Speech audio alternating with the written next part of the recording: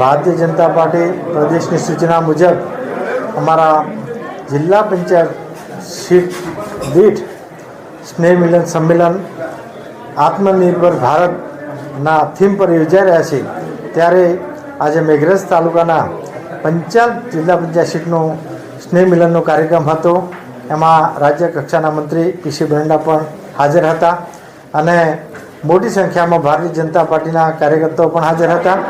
પણ એમાં વિશેષ કે આજે આ ટ્રાઇબલ એરિયામાંથી આદિવાસી વિસ્તારમાંથી લગભગ 200 જેટલા કાર્યકર્તાઓ કોંગ્રેસ અને અન્ય પાર્ટીઓમાંથી પોતાનો છેડો ફાડી અને વિધિવત રીતે અમારા જિલ્લા પ્રમુખના અને પીસી બ્રંડાના હાથે ભારતીય જનતા પાર્ટીમાં વિધિવત એમને પ્રવેશ કર્યો છે। ત્યારે ભારતીય જનતા પાર્ટીના પ્રમુખ તરીકે એ બધાને પણ હું આવકારું છું।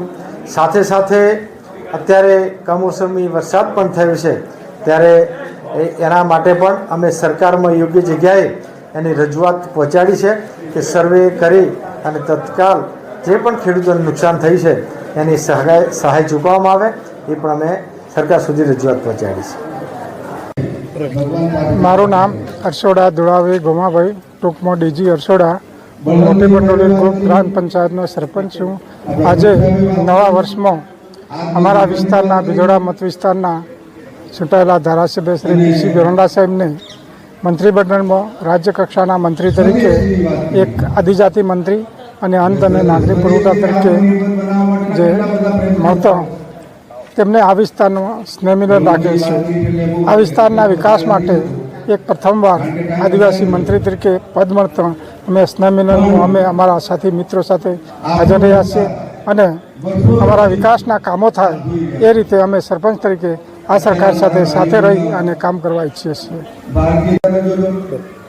મારું નામ અસારી કાવજીભાઈ બદાભાઈ, હું વાઘપુર ગ્રુપ પંચાયતના સરપંચ તરીકે છું અને હું પહેલાં કોંગ્રેસ પાર્ટીમાં જોડાયેલો હતો। અત્યારે સાહેબ શ્રી પીસી બ્રંડા સાહેબને મંત્રીપદ મળતા હું આ પાર્ટી સાથે જોડાઉં છું। 4-5 છીએ। ભારતીય જનતા પાર્ટી પ્રદેશની સૂચના મુજબ અમારા જિલ્લા પંચાયત સીટ દીઠ સ્નેહ મિલન સંમેલન આત્મનિર્ભર ભારતના થીમ પર યોજાઈ રહ્યા છે। ત્યારે આજે મેઘરજ તાલુકાના પંચાલ જિલ્લા પંચાયત સીટનો સ્નેહ મિલનનો કાર્યક્રમ હતો। એમાં રાજ્ય કક્ષાના મંત્રી પીસી બ્રંડા પણ હાજર હતા અને મોટી સંખ્યામાં